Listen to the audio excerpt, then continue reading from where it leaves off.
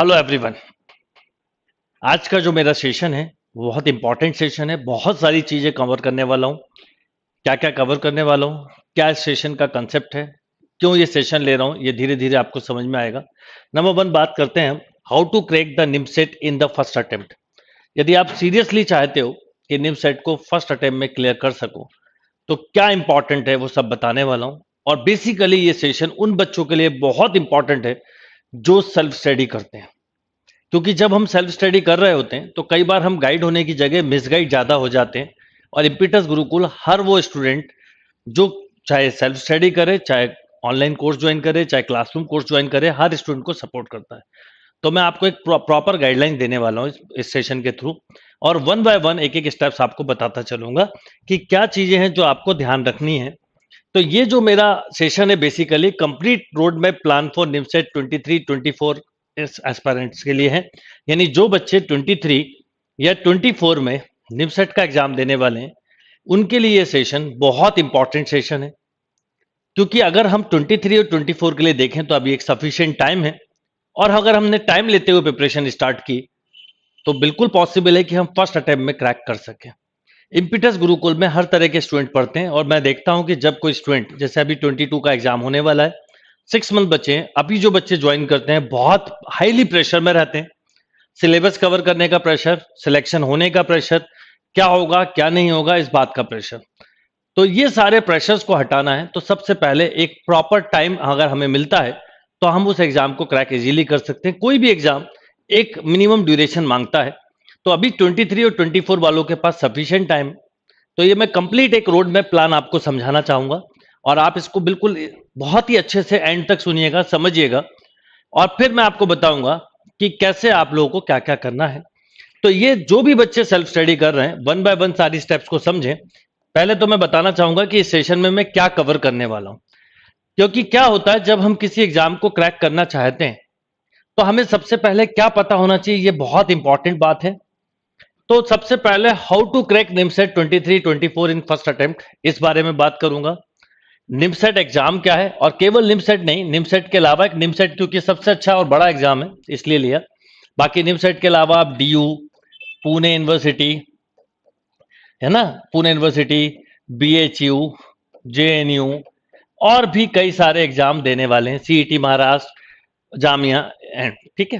फिर बात करूंगा कि एलिजिबिलिटी क्राइटेरिया क्या है, एग्जाम पैटर्न क्या होता है, एग्जाम सिलेबस क्या है, कौन सी बुक्स से आप लोग स्टडी करें, एनसीईआरटी की बुक्स क्या बेनिफिट देंगी और क्या उनसे पढ़ना है वो बताऊंगा, कितने घंटे पढ़ाई करना चाहिए, जैसे 23 के लिए अलग होगा रूल, 24 का अलग होगा, ठीक। और आप लोगों का क्या मास्टर प्लान हो, क्योंकि अगर आपने समय रहते हुए एक मास्टर प्लान बना लिया तो मैं बिल्कुल श्योर हूं कि आप सेल्फ स्टडी से भी निमसेट क्रैक कर सकते हैं। तो बेसिकली ये सेशन जो है वो सेल्फ स्टडी का है। जो लोग सेल्फ स्टडी में कमिटमेंट नहीं दे पाते या कंसिस्टेंस परफॉर्मेंस नहीं कर पाते वो ऑलरेडी ज्वाइन कर लेते हैं।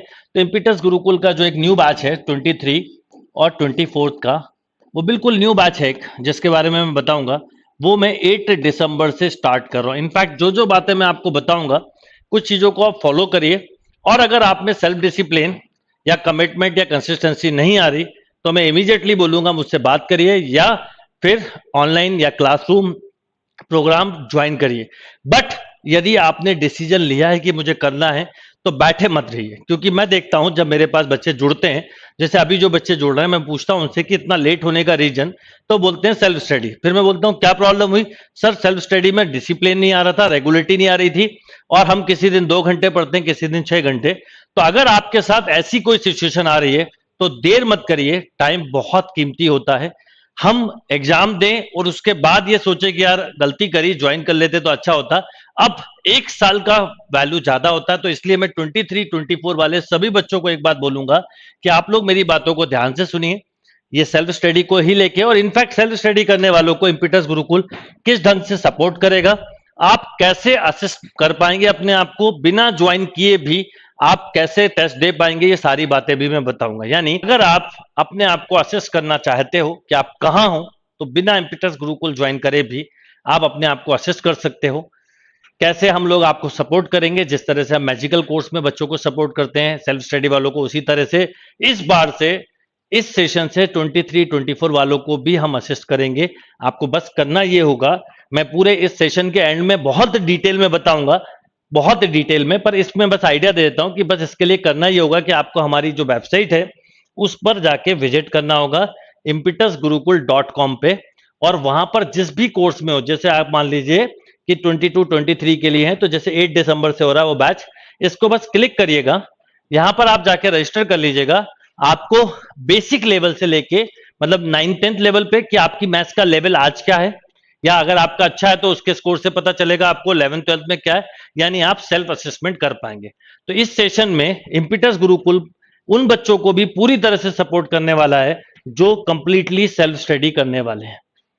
अब तक मैजिकल कोर्स नोटिफिकेशन के बाद आता था, बच्चे ज्वाइन करते थे, पर इस बार से मैं आप लोगों के लिए, क्योंकि सही समय पे अगर मेहनत स्टार्ट की जाए तो उसका रिजल्ट अच्छा होता है, तो मैं आपको बता दूं, तो सेशन के एंड में मैं आपको छोटी छोटी बातें और बताऊंगा, और ये सेशन बड़ा इंपॉर्टेंट सेशन है हर एक स्टूडेंट के लिए जो 23 24 में अपने आप को टारगेट कर रहा है निमसेट के लिए।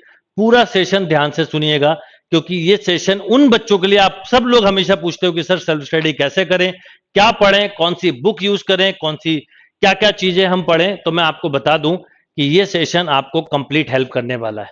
बेसिकली मैं एक चीज हमेशा बोलता हूं कि बुक्स से ज्यादा कई इंपॉर्टेंट होता है, जो बुक हो उसे कंप्लीट जरूर करें। तो मैं आपको इस सेशन में सब चीजें वन बाय वन बताता चलूंगा, ध्यान से सुनिए। ये सेशन में हमेशा आप लोगों ने देखा होगा कि जब नोटिफिकेशन आता है तो मैं मैजिकल टेस्ट सीरीज स्टार्ट करता हूं, जो उन सभी बच्चों के लिए होती है जो सेल्फ स्टडी कर रहे हैं। पर मैं इस बार एक और चीज आपके लिए कर रहा हूं कि जो स्टूडेंट 23 और 24 के लिए सेल्फ स्टडी कर रहे हैं उनके लिए अभी से एक टेस्ट असेसमेंट प्रोग्राम है, वो मैं आप लोगों को अभी से ही दूंगा, जिसके बारे में मैं इस सेशन के एंड में बताऊंगा, क्योंकि ये सेशन इंटायरली सेल्फ स्टडी को लेकर है और क्या क्या बातें इंपॉर्टेंट है वो आपको समझने की जरूरत है। तो आप सभी लोग समझिएगा अच्छे से, और जो बच्चे ज्वाइन करना चाहें वो ऑब्वियसली 8 दिसंबर के बैच को ज्वाइन कर सकते हैं। आप सबसे पहले, यदि आप पूरी तरह से ब्लैंक हैं तो आपके पास ये एक इमेज मैंने ली है, इस इमेज का एक पर्पस है। भले ही हम ब्लैंक हैं, पर हमें कैसे स्टेप बाय स्टेप ऊपर जाना है, अगर ये समय रहते हुए पता होगा तो हम डेफिनेटली किसी भी एग्जाम में, ये केवल निमसेट के लिए नहीं है, ये वैसे तो ये मेरा सेशन किसी भी एग्जाम के लिए, पर अभी बेसिकली 23 24 वाले बच्चों के काफी अब इंक्वायरी आती है, फोन आते हैं, और स्पेशली वो बच्चे जो सेल्फ स्टडी कर रहे हैं कि सर हम कौन सी बुक को फॉलो करें, कितने घंटे पढ़ाई करना चाहिए, हमारी मैथ्स नहीं है।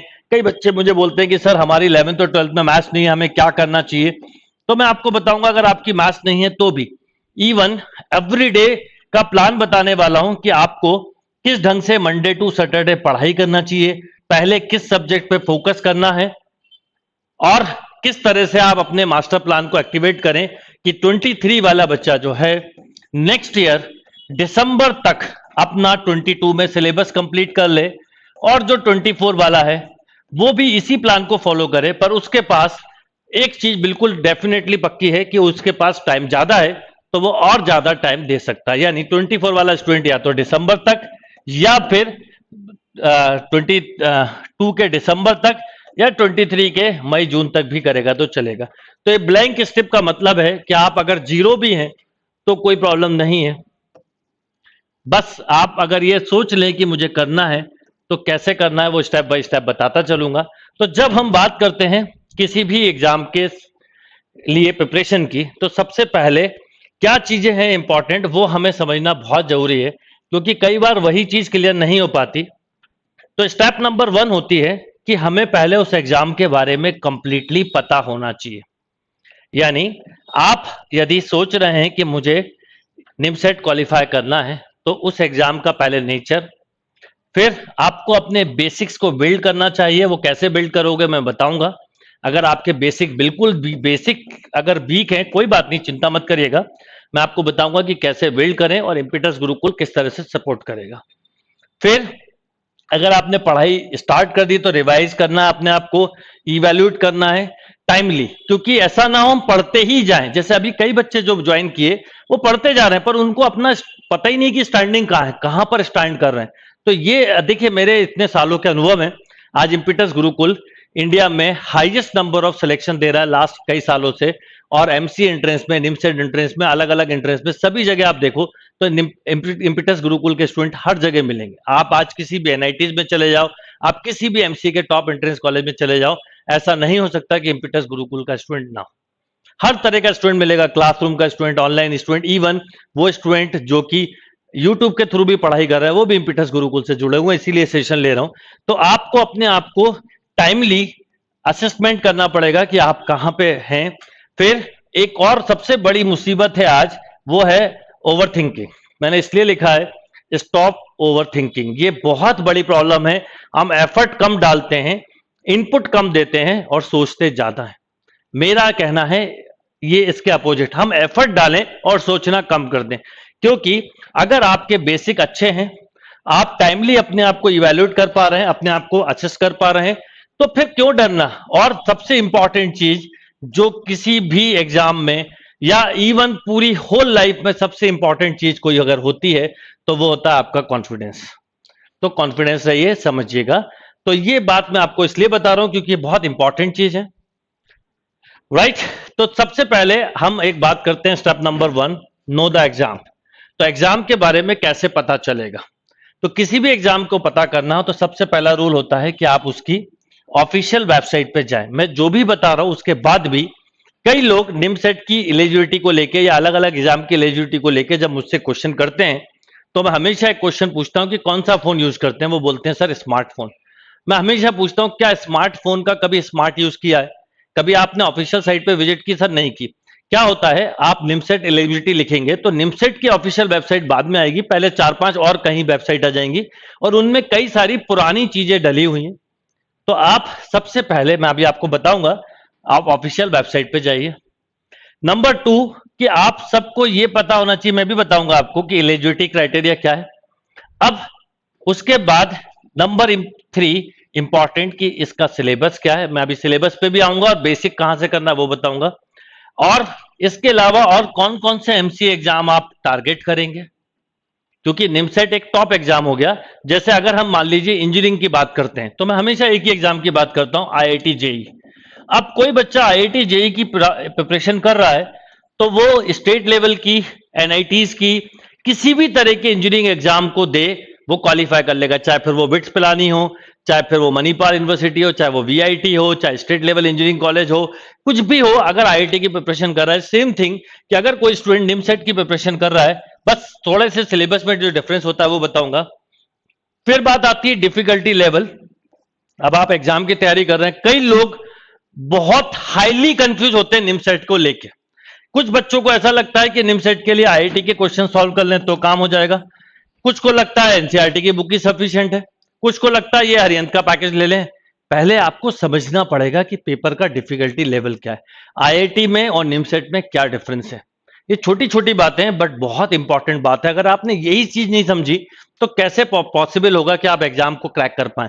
यानी फर्स्ट अटेम्प्ट में क्रैक करने के लिए कुछ इंपॉर्टेंट स्टेप्स हैं जिन पे मैं आपसे बात कर रहा हूं, और मैं श्योर हूं कि अगर आपने मेरा ये सेशन आज का पूरा एंड तक सुना और समझा और फॉलो किया प्रॉपरली तो आप फर्स्ट अटेम्प्ट में क्लियर भी करेंगे, और क्लियर करने के बाद मुझे आप मैसेज भी करेंगे। जैसे मैंने अभी बोला कि जो बच्चे बाई चांस इम्पिटस गुरुकुल के किसी कोर्स से नहीं जुड़े होते वो भी यूट्यूब स्टूडेंट्स होते हैं, वो मैजिकल कोर्स से जुड़े होते हैं और उनके भी वो रिजल्ट होते हैं जो कि आप में से कई लोग जब सुनेंगे तो बड़े अंदर से खुशी होगी कि नहीं यार, हम अगर प्रॉपर मैनर में मेहनत करेंगे तो अच्छा रिजल्ट आएगा।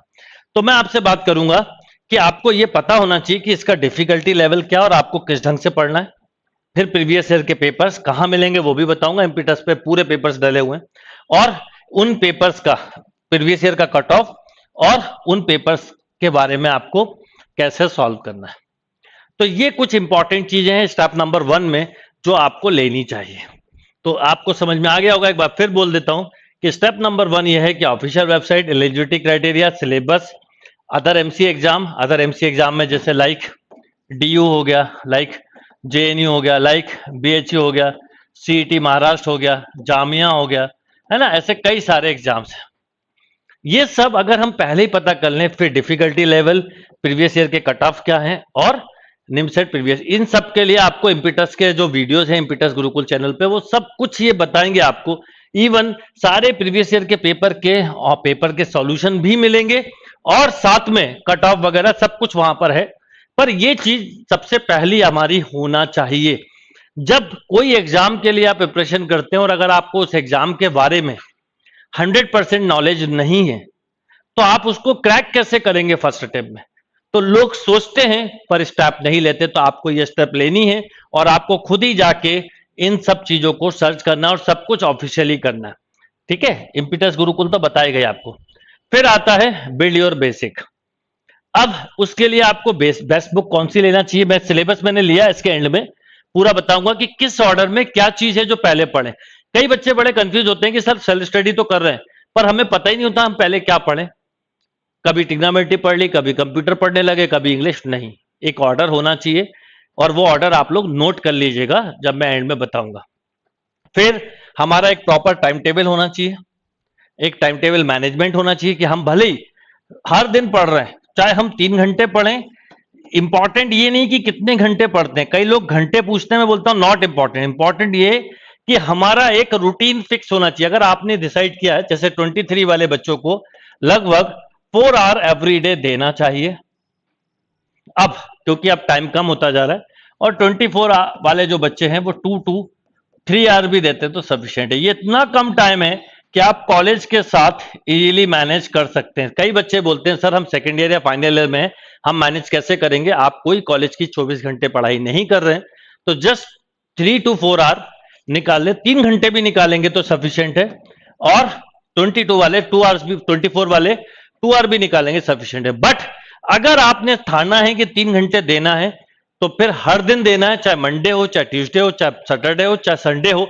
ये बड़ा इंपॉर्टेंट है। 4 घंटे देना है मतलब देना है 6 घंटे। इसीलिए मैं बोलता हूं अगर किसी बच्चे से ये कमिटमेंट या ये डिसिप्लिन नहीं आ पा रहा है देन इमीडिएटली ज्वाइन। भोपाल आ सकते हो, ओके, नहीं आ सकते क्योंकि सेकंड ईयर थर्ड ईयर में हो सकता नहीं आ सकते हो, इमीडिएटली मैं बोलूंगा कि आप ऑनलाइन क्लास ज्वाइन कर लें, इसमें कोई नुकसान नहीं है। और इम्पीटस गुरुकुल की तो ऑनलाइन क्लास भी क्लासरूम जैसी ही है क्योंकि वो online classroom he on year होता है और इस लेवल की क्लास मैं बिल्कुल श्योर हूं नहीं मिल सकती। बट अगर आप डिसिप्लिन के साथ पढ़ाई कर रहे हैं तो कोई दिक्कत नहीं है। फिर आप अपना असेसमेंट करते रहें, उस केस में आप टेस्ट सीरीज को भी ज्वाइन करके अपना असेसमेंट कर सकते हैं। एनीवे, अब बात करते हैं स्टडी पैटर्न की। आपका एक स्टडी पैटर्न होना चाहिए। पर डे जो 3 आवर्स आपने प्लान करे हैं उसको किस ढंग से फॉलो करें, कैसे अपने लेवल को डेवलप करें, ये चीज आप ध्यान रखिए। फिर बात आती है कि आपको अपने आप को रिवाइज भी करना है और टाइमली इवैल्यूएट भी करना है। ये कैसे करोगे? तो मैं हमेशा अपने क्लास में बच्चों को एक बात बोलता हूं, मंडे टू फ्राइडे पढ़ना है न्यू, और सैटरडे को न्यू नहीं पढ़ना है, कट। सैटरडे को वो पढ़ना है जो मंडे टू सैटरडे फ्राइडे पढ़ा है और संडे को आपको उस स्टडी से रिलेटेड टेस्ट देना है और उस टेस्ट पेपर का एनालिसिस करना है। यानी अगर ये आपने वीकली बेसिस पे किया तो ऐसा नहीं होगा कि आपने कुछ पढ़ा और भूल गए। ये एक आदत आपको डेवलप करनी पड़ेगी। जब हम इम्पीटस में बच्चा ज्वाइन करता है तो मैं हमेशा क्यूमुलेटिव फॉर्म में भी टेस्ट लेता है, नहीं जो टॉपिक हो गए वो भी, जो करंट पढ़ रहे हैं वो भी, हर वीक टेस्ट होता है, हर वीक उसका एनालिसिस होता है। एनालिसिस सबसे इंपॉर्टेंट है, टेस्ट देने से कई गुना ज्यादा इंपॉर्टेंट है और मैं हमेशा ऑनलाइन लाइव एनालिसिस भी देता हूं। तो ये एक चीज इंपॉर्टेंट है कि आप मंडे टू फ्राइडे फिक्स पढ़ें, भले ही 3 घंटे पढ़ें। देखिए सबके अलग अलग रूटीन होते हैं, 4 पढ़ें, 5 पढ़ें, जितना पढ़ना है। दूसरा, आप कहां स्टैंड कर रहे हैं इस पर बहुत सारी बातें डिपेंड करती हैं। अगर आपका लेवल मान लीजिए बिल्कुल ही जीरो है तो आपको ज्यादा टाइम देना पड़ेगा, अच्छा है तो कम टाइम देके भी चलेगा। बट ये बहुत इंपॉर्टेंट स्टेप है और लोग इसी को फॉलो नहीं करते। मुझे लगता है कई लोग बहुत अच्छी सेल्फ स्टडी कर रहे होते हैं पर अपना असेसमेंट नहीं करते, रिवीजन नहीं करते, इसलिए कई बार एग्जाम में फेल हो जाते हैं। इसलिए आप इस बात को ध्यान रख के अपनी तरफ से कोशिश करिए कि रेगुलर बेसिस पर आप रिवीजन प्लस टेस्टिंग जरूर करें। ये 2 बहुत इंपॉर्टेंट कीवर्ड है, नंबर 1 रिवीजन, नंबर 2 टेस्टिंग। और उसका मैंने आपको फिर फॉर्मूला बोलूंगा कि मंडे टू फ्राइडे बिल्कुल क्लियर है न्यू, सैटरडे को मंडे टू फ्राइडे में जो पढ़ा है वो पढ़ना है। एक और इंपॉर्टेंट बात बतानी है, साथ में संडे को टेस्ट देना है। अब आपने फर्स्ट वीक में जो पढ़ा वो हो गया। जब आप सेकेंड वीक में आए, then again Monday to Friday जो पढ़ा वो तो है, पर सैटरडे को वीक 1 का भी पढ़ना है और वीक 2 का भी पढ़ना है। यानी हर सैटरडे आपके ये क्यूमुलेटेड होते जाएंगे, यानी मंथ एंड में आप चारों सैटरडे का पढ़ के एक समरी बना लेंगे, फिर सेकंड मंथ में जाएंगे तो भी ये, यानी सैटरडे का दिन आपकी हाईएस्ट स्टडी का डे होना चाहिए और संडे को आपको ईमानदारी से टेस्ट देके पेपर एनालिसिस करना चाहिए। प्लस आगे जाके धीरे धीरे क्योंकि आपके पास टॉपिक बढ़ते जाएंगे तो संडे भी आपको जो मंडे टू फ्राइडे पढ़ा है वो संडे को भी यूटिलाइज करना है, क्योंकि टेस्ट तो आप 2-3 घंटे में देख के खत्म कर लेंगे। तो ये एक चीज है जो आपको ध्यान रखते हुए चलनी है, इसमें कहीं कोई गलती ना करें। फिर बात आती है स्टॉप ओवर थिंकिंग। ये बड़ा इंपॉर्टेंट कीवर्ड है, इस पे बहुत ध्यान रखना है आप लोगों को। स्टॉप ओवर थिंकिंग का क्या मतलब है? हम लोग, एक कॉमन प्रॉब्लम है आज के स्टूडेंट के साथ, आप सबके साथ भी होती है, प्रिपरेशन बाद में स्टार्ट करते हैं, पहले रिजल्ट की बात करते हैं। क्लास बाद में ज्वाइन करते हैं, पहले रिजल्ट की बात करते हैं। एफर्ट बाद में लगाते हैं, पहले रिजल्ट की बात करते हैं। ये बिल्कुल वैसे ही है कि फिटनेस क्लास ज्वाइन करते समय ही हम ये पूछने लगते हैं कि ये बताइए कितने समय में मेरी बॉडी अच्छी बन जाएगी, कितना टाइम देना पड़ेगा, पूरी बात कर लेते हैं पर एक्सरसाइज नहीं करते। इस सेम थिंग आप सबसे पहले डोंट पैनिक, ये बड़ी इंपॉर्टेंट लाइन है। पहले तो बिल्कुल मत घबराइए, कूल रहिए, बिल्कुल कूल रह के करिए बात, स्ट्रेस फ्री रहिए। कोई जरूरत नहीं है कि आप बिना बात के स्ट्रेस लें, अपने आप को प्रेशराइज करें, ये सब चीजें हटा दीजिए। एक बहुत इंपॉर्टेंट बात है, take care of your body and mind. अगर आप अपनी बॉडी और माइंड को केयर नहीं करोगे तो आपकी पढ़ाई का कोई फायदा नहीं। आपने देखा है कई बच्चे अच्छी मेहनत करते हैं पर एग्जाम्स के समय कई बार या बीच बीच में बीमार पड़ते हैं। ये जो बीमार पड़ते हैं इसका क्या रीजन है, कभी सोचा आपने? बहुत बड़ा रीजन है उसका पैनिकनेस और स्ट्रेस। यही वजह है कि आप देखते हैं कई बच्चे, इवन क्लास में मैंने देखा कुछ बच्चे ओवर स्ट्रेस करते हैं और इस वजह से बीच बीच में बीमार पड़ते हैं। एक्चुअल में स्ट्रेस या पैनिकनेस से हमारी बॉडी जो है वो प्रॉपर हमें 100% नहीं देती, हमारी इफिशियंसी, एनर्जी लेवल दोनों डाउन होते हैं और ये डाउन होना ही एक तरह से बीमारी का कारण होता है। तो मैं आपको बोलूंगा कि आप एक बात ध्यान रखिए, ये बड़ी इंपॉर्टेंट चीज है, स्टॉप ओवर थिंकिंग।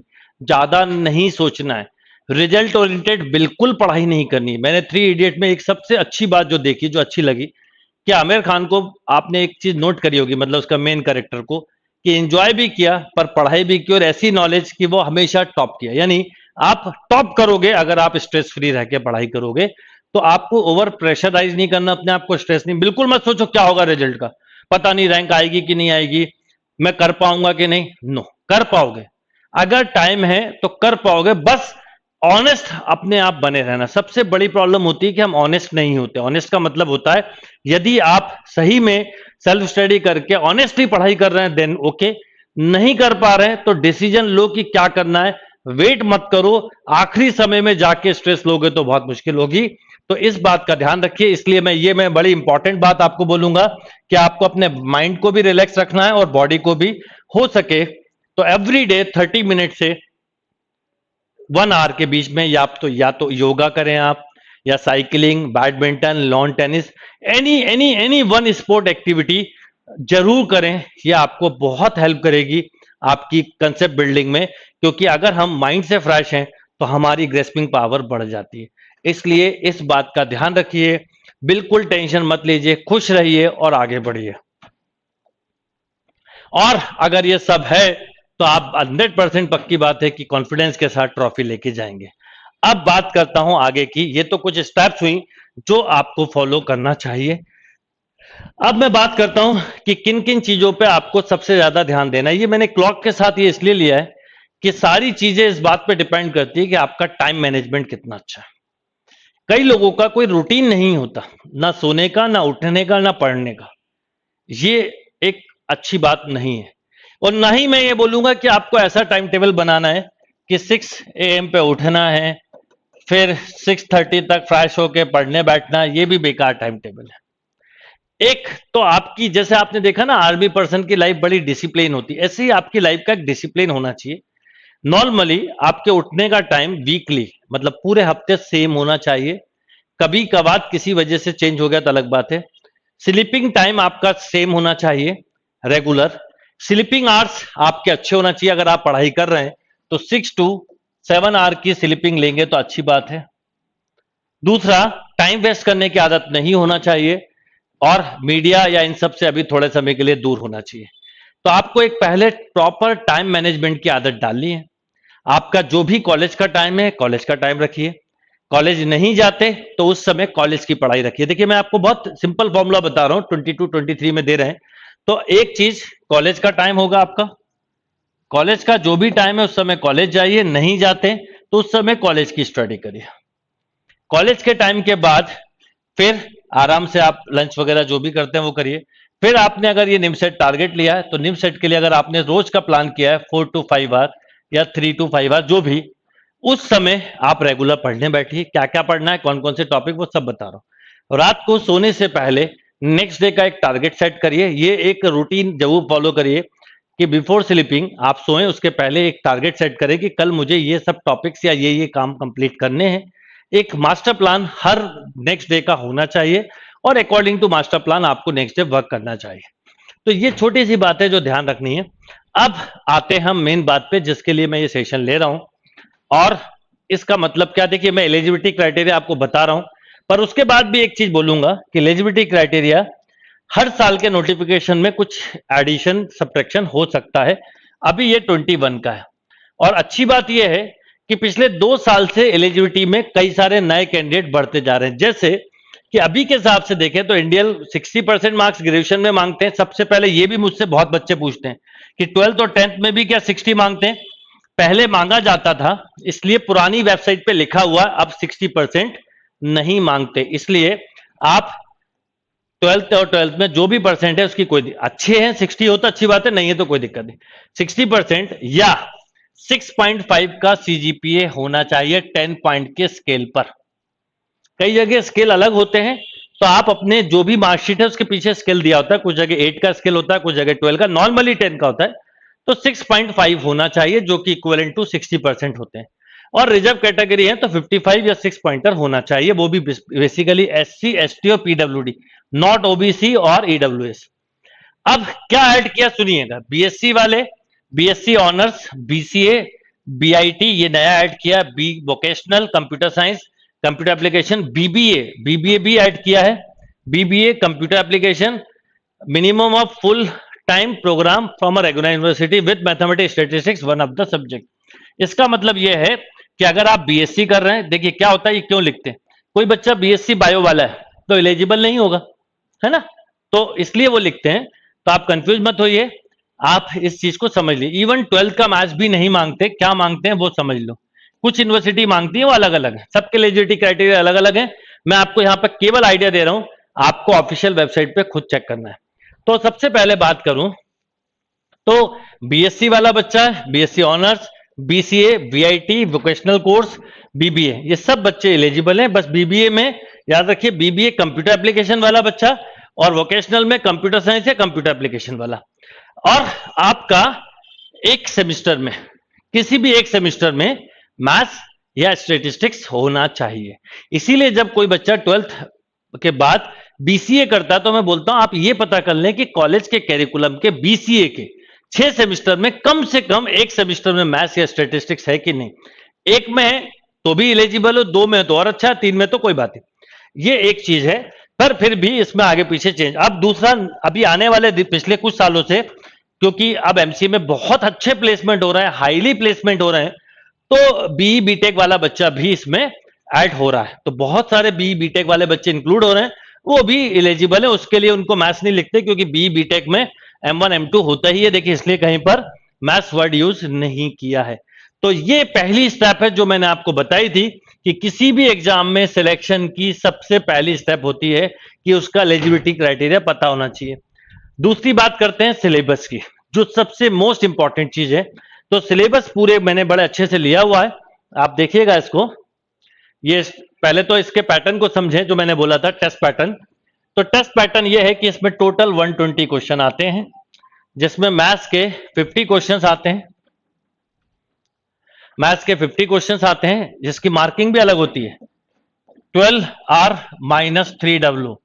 इसका मतलब होता है 12 नंबर राइट के होते हैं और 3 नंबर रॉन्ग के, कम होते हैं। टोटल मैथ्स 600 मार्क्स का होता है। ये बड़ा इंपॉर्टेंट चीज है, कई लोगों को नहीं पता होता, क्योंकि उनका 4R minus W marking scheme है और रैंकिंग स्कीम जो होती है जिसपे रैंक मिलती है, रैंक, वो इस तरीके से मिलती है। तो आप तो यही मान लो 600 का मैथ्स है, यानी ये सबसे इंपॉर्टेंट है। फिर एनालिटिकल एबिलिटी, लॉजिकल रीजनिंग, जिसके 40 क्वेश्चन आते हैं, जिसके कि 6 राइट के मिलते हैं और 1.5 रॉन्ग के, और इसके टोटल मार्क्स होते हैं 240। ये एग्जाम पैटर्न पता होना सबसे जरूरी चीज है। फिर आते हैं कंप्यूटर अवेयरनेस की बात करते हैं। टोटल 10 क्वेश्चन आते हैं, 8R माइनस 2W, मतलब 80 नंबर का कंप्यूटर होता है। राइट के 8 मार्क्स होते हैं और रॉन्ग का 1, रॉन्ग के 2, सॉरी। फिर आते हैं जनरल इंग्लिश, टोटल 20 क्वेश्चन आते हैं। ये 4R माइनस डब्ल्यू से ही होता है और 80 मार्क्स का इंग्लिश होता है। और इस तरह से ओवरऑल पेपर जो है 1000 मार्क्स का होता है। कहने को मार्किंग स्कीम और रैंकिंग स्कीम अलग होती है, आप रैंकिंग स्कीम कोई मार्किंग मान ले तो भी चलेगा। तो इस तरह से ये कंसेप्ट है इसका कि आपको क्या करना है, ठीक है। अब आप जो दूसरी चीज पूछेंगे कि कट ऑफ की बात, अगर कोई बच्चा, अभी हर साल के पेपर का लेवल अलग अलग होता है, लेवल ऑफ पेपर पे कट ऑफ डिपेंड करता है, पर एक मोटा मोटा आपको बता देता हूं कि पिछले कुछ सालों के पेपर को अगर हम देखें, पिछले 2 सालों को, तो 600 पर आप टॉप 4 एनआईटी में जा सकते हो। 500 मार्क्स तक आप पहले 8 एनआईटी में जा सकते हो, और लगभग ये जनरल की बात कर रहा हूं, 500 450 तक भी आपका सिलेक्शन हो जाता है। यानी अगर आप प्रॉपर लॉजिकल तरीके से पढ़ाई कर रहे हैं तो बिल्कुल पॉसिबल है कि आप अच्छे कॉलेज में सिलेक्ट हो जाएं। पर याद रखिएगा, कट ऑफ और लेवल पेपर पे डिपेंड करता है। पर ये एक जनरल आइडिया मैंने आपको दिया। फिर उसके बाद बात करते हैं, ये सिलेबस का पार्ट है जिसमें मैंने इसको शॉर्ट में लिया हुआ है, तो मैं आपको बताता हूं कि क्या क्या चीजें हैं जो आपको कवर करनी है। आप में से कुछ लोग ऐसे हो सकते हैं जिनका 11th 12th में मैथ्स ना हो, उनको क्या करना है वो भी मैं बताऊंगा, राइट। तो आप सुनते चलिए और समझते हुए चलिए। तो अगर हम बात करें अलजेब्रा की, तो अलजेब्रा में रिलेशन एंड फंक्शन, मैंने इसमें वो सिलेबस भी लिया जो अदर एग्जाम में काम आता है।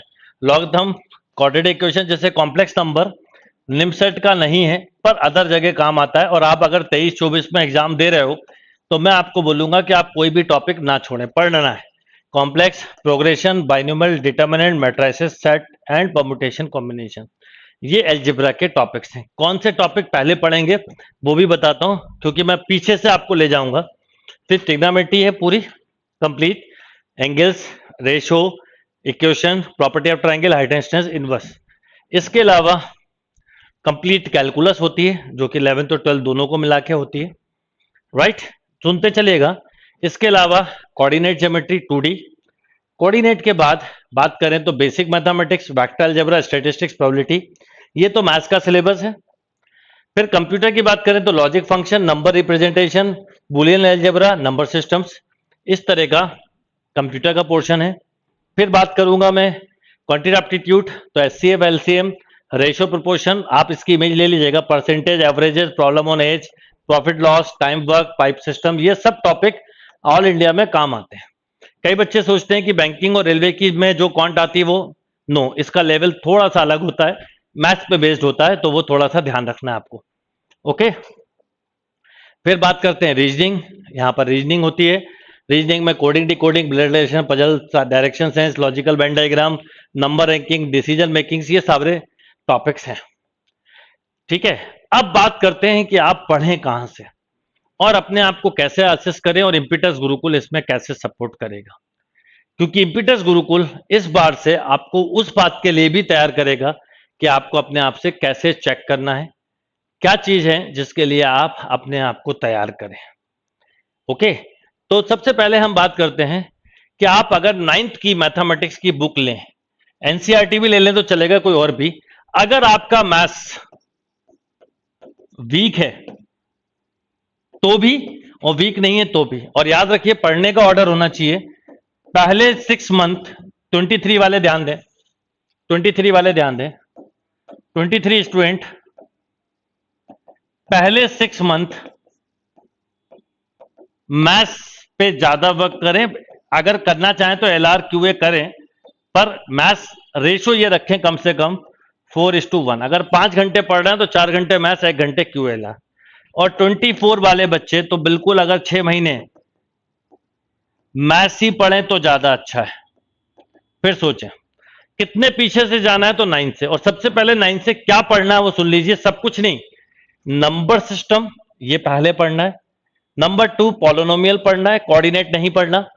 देखिए ध्यान से लिखते चल रहा हूं, 1 2, फिर लीनियर इक्वेशन इन 2 वेरिएबल 3, ठीक है। ये नहीं पढ़ना, इंट्रोडक्शन, ज्योमेट्री, लाइंस, ट्राइंगल्स बिल्कुल नहीं, coordinator, area, circle, construction, Heron's, formula, surface, no, ये अभी कुछ नहीं पढ़ना। यानी 9th की बुक से बच्चों को मैं बोलता हमेशा 9 से पढ़ो। बोलते सर 9 से क्या पढ़े? मैंने सोचा इस बार मैं सेशन में आपको बताऊंगा कि 9th क्लास से आप क्या पढ़ें। और इन सब के मैंने अभी एक टेस्ट भी रखे हैं। आप लोग ये पढ़ने के बाद वीकली केवल इम्पिटस की वेबसाइट पे रजिस्टर भर कर दोगे तो आपको टेस्ट मिलेंगे, जिसके लिए आपको कोई कुछ फी पे नहीं करना है। बस मैं बता दूंगा वो भी एंड में। बस आपको करना यह है कि आपको साइट पे जाके, ऐप पर या साइट पर जाके अपने ये टॉपिक कवर करके टेस्ट देना है। क्योंकि मैं ये कहूंगा पहले आप असेस तो करो आप कहां स्टैंड कर रहे हो सकता है किसी बच्चे को ये 2 दिन में ही बन जाए, क्योंकि 9th में जब थे जब 1 साल लगा, अभी थोड़ी लगेगा। हार्डली 1 वीक में ये सिलेबस कंप्लीट हो सकता है। अभी ये 3 टॉपिक की बात कर रहा हूं, अभी और मत करना, वो भी बताऊंगा कब लेना है। फिर आएंगे आप 10th की बुक पे। तो 10th में क्या पढ़ना है सुन लीजिए। Polynomial number 1, pair of equation 2 variable 2, quadratic equation 3, arithmetic progression 4। बस ये 4 टॉपिक्स आपको 10th की बुक से पढ़ना है। इसको भी 1 वीक लगेंगे और ये 1 वीक में कवर करके आप इम्पिटस की साइट पर आके टेस्ट देना। ये टेस्ट 100% फ्री रहेगा। आप अपने आप को असिस्ट कर सकते हैं कि आप कहां स्टैंड कर रहे हैं, राइट। अब अगर आपका 9th 10th के अगर मैथ्स नहीं है तो यहां से पीछे से पकड़ो, जितनी लंबी छलांग लगानी है उतने पीछे जाना पड़ता है ये फॉर्मूले को अप्लाई। तो आपने बड़े मजे से पीछे ये टॉपिक कवर करे। इन टॉपिक को कवर करने के बाद फिर आपको 11th और 12th से क्या पढ़ना है वो बता रहा हूं। और मेनली निम्न सेट में 11th 12th का सिलेबस। फिर जब 11th की बुक से आएंगे तो आपको सबसे पहले पढ़ना है जो टॉपिक वो है लीनियर इनइक्वलिटीज नंबर 1, ठीक है। नंबर 2 आपको पढ़ना है सीक्वेंस एंड सीरीज, ये नंबर 2 है।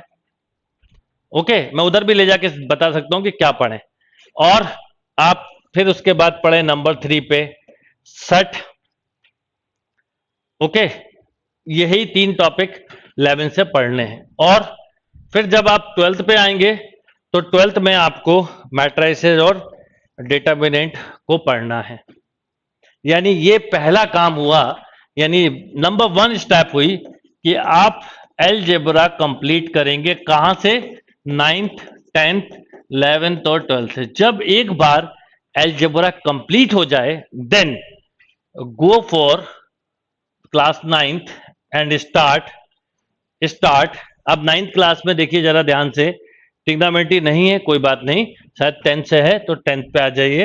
और 10th में आपको introduction of trigonometry and some application, ये होगा सेकेंड राउंड। पहले आपने 10th से ट्रिग्नोमेट्री पढ़ी, फिर आपको 11th से ट्रिग्नोमेट्री पढ़नी है। ये ट्रिग्नोमेट्री फंक्शन ये पूरा पढ़ना है। ट्रिग्नोमेट्री फंक्शन के बाद प्रिंसिपल ऑफ नहीं, ये सब नहीं, ट्रिग्नोमेट्री पूरा करना है आपको।